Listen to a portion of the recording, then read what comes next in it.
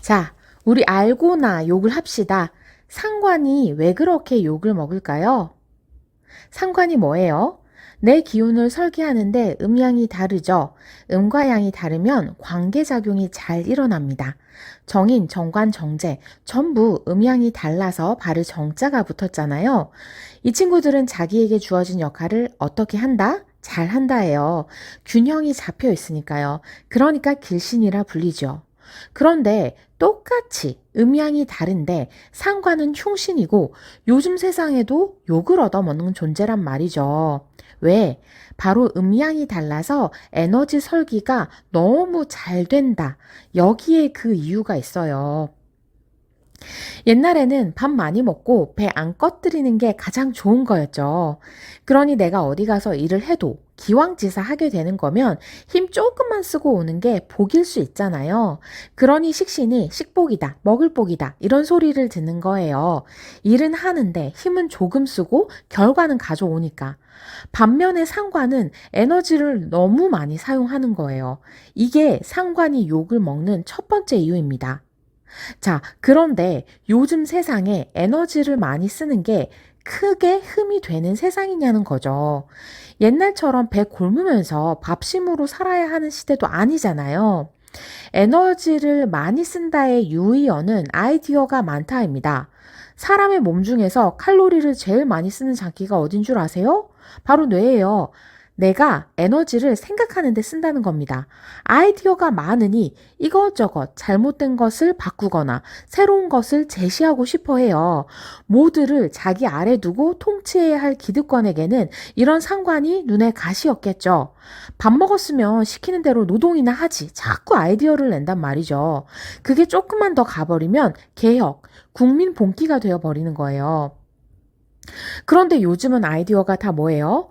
돈입니다. 내가 가진 게 없어도 반짝이는 아이디어만 잘 내면 무언가를 만들어서 돈으로 연결시킬 수 있는 사회예요.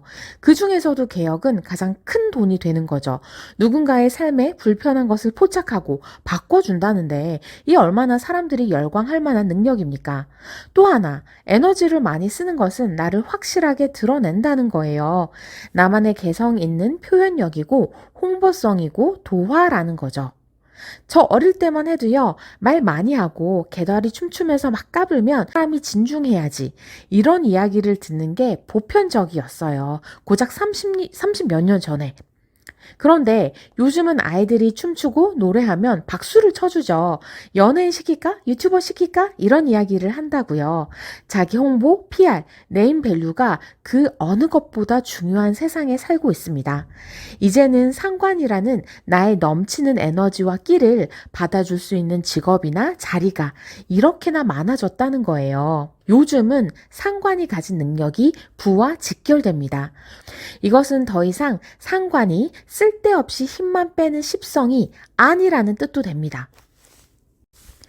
두 번째는 상관이 정관을 상하게 한다는 것. 이것이 상관이 욕을 얻어먹는 이유예요. 정관은 우리가 지켜야 할 규칙이나 주어진 테두리, 내가 속한 조직이나 매뉴얼, 이런 것들을 의미합니다. 가진 뜻이 상당히 여러 가지지만 가장 대표적인 것을 이야기해보자면 이런 거죠. 그런데 상관은 정관을 만났을 때 이걸 깨부수려고 합니다. 예를 들어 정화일간의 무토가 상관인데 임수가 정관이에요. 토극수, 상관토가 정관수를 극하죠. 신금일간의 해수 상관이 사화 정관을 보면 수극화, 수가 화를 극하듯이 정관을 못살게 굽니다. 상관이 정관을 만나면 정관이 가진 규칙이나 매뉴얼을 깨버리려고 하는 거예요. 이것을 상관경관 위화백단이라고 해서 상관이 정관을 만나면 100가지 안 좋은 일이 일어난다 라고 이야기를 했습니다. 정관같이 우리가 보호해야 할 길신을 치다니 상관은 나쁜 놈이야. 이게 있으면 안 좋은 거야. 이렇게 본 거죠. 그러나 명리는 흉과 길, 선과 악, 이분법적으로 딱 나눌 수가 없는 학문이에요. 이제는 더욱더 그래요. 선택지가 많아진 우리에게는 사실상 조금 쓰기 까탈스러울 수 있는 이것을 어떻게 활용하느냐의 문제인 거죠. 상관경관이 안 좋을 수 있는 상황은 이런 겁니다. 내가 우직하고 얌전하게 한 곳에서 친득하게 있어야 하는 사람. 규칙이 매우 엄하고 보수적인 자리에서 부안해동하지 않고 일괄된 모습을 보여야 하는 사람, 모두를 위해 자신의 개성은 죽이고 사람들과 팀워크를 맞춰가야 하는 사람, 이런 사람들에게는 상관경관이 조금 어려운 조건일 수는 있어요. 왜? 이런 사주 구조나 혹은 이런 운이 오면 내 자유 의지가 책임감이나 규칙을 준수하는 것보다 더 중요해질 수 있으니까요. 그러니까 본인의 사주를 아는 게 중요한 거예요. 진로를 선택하거나 직장을 잡으신다면 애시당초 상관경관인 분들에게는 이런 자리는 권장이 되지 않아요. 내가 이걸 안다면 같은 일이라고 해도 조금 더 자율성 있는 자리, 체계에 너무 매몰되지 않는 형태가 훨씬 나한테는 맞는 거죠. 올 때에는 내가 성급하게 경관하는 행동을 하지 않게 딱 잡아야겠죠. 상관 경관운일 때 이혼하거나 퇴사나 자퇴하는 분들 상대적으로 상당히 많습니다. 이때는 크게 권장되지 않는 시기일 수 있는 거죠. 왜? 결과가 나쁠 거야. 이런 건 아니고 내 선택의 근거가 감정적일 수 있으니까요. 반대로 상관경관이 너무 잘 어울리는 직업들도 있을 거잖아요. 예를 들어 틀을 깨는 게 직업인 분들, 창작이나 예술, 기획이나 마케팅 이런 분들에게는 상관경관이 오히려 잘 써먹을 수 있는 고마운 요소죠. 개그맨 유재석 씨가 대표적인 상관경관 사주입니다. 얼마나 잘 써먹고 계시나요? 한국을 대표하는 개그맨이잖아요. 저는 이 상관경관이라는 것이 오히려 유재석님에게는 예능에서 시시각각 돌발 행동과 틀을 깨는 아이디어를 만들어줬다고 봅니다. 그럼에도 불구하고 여전히 사실 상관은 조금 어려운 십성임은 맞아요. 상관뿐만 아니라 흉신으로 분류가 되는 편인, 편관, 겁재, 상관은 학생으로 치자면 정말 재능 많고 자신만의 독특한 매력을 가진 친구들이지만 선생인 내가 제어하기에는 아이의 개성이 좀 강하고 자기 고집이 센 아이들이기 때문이에요. 상관이 쓰는 에너지는 나에게도 쓰이지만 외부로도 향합니다.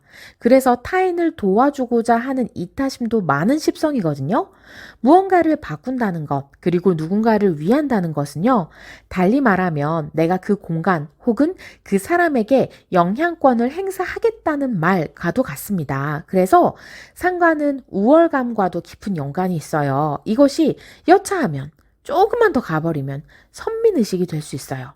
내가 널 위해서 이만큼 힘을 쓰잖아. 그러니까 내가 너보다 힘이 세. 내 의견을 들어. 나도 모르게 저들을 무의식 중에 조금 내려다볼 수 있게 되는 거예요. 이게 오만함이죠. 또 아무리 내가 혼자서 하는 일이라 하더라도 어떤 상황에서 몇 번은 다른 사람들과 협동하고 나의 개성을 눌러야 하는 시간들도 있단 말이죠. 그런데 그런 시간에 상관이 너무 강하게 작동을 해버리면 소통이 잘 안 될 수도 있는 거예요. 그러나 이렇게 사용하기 어려운 십성임에도 불구하고 요즘 시대에 사람들이 열광하는 많은 요소들을 상관은 가지고 있습니다. 옛날에 고수 같은 풀 주면 다 갖다 버렸겠죠. 요즘은 없어서 못 먹잖아요. 이제는 바뀐 세상에 맞는 요리법을 찾아야 합니다. 그러니 더 이상 상관을 나쁜 놈으로만 치부하지 마시고 우리가 어떻게 맛있게 써먹을지 같이 연구해 보자고요. 오늘도 들어주셔서 감사합니다. 지금부터는 곧 오픈할 사주 유료 강의 안내입니다. 필요 없으신 분은 영상을 꺼주셔도 돼요. 2월 10일 강의 신청 시작이며 3월부터 수업은 시작됩니다. 사주를 완전히 아예 모르는 사주 어린이부터 기본기는 있지만 다시 정확하게 개념을 잡고 싶은 분들에게 딱 맞는 기초 강의로 진행될 예정입니다. 사주 공부에 뜻이 있으시다면 쉽고 재미나게 사주를 배울 수 있는 기회가 될 거라고 장담합니다. 많은 관심 부탁드려요. 감사합니다.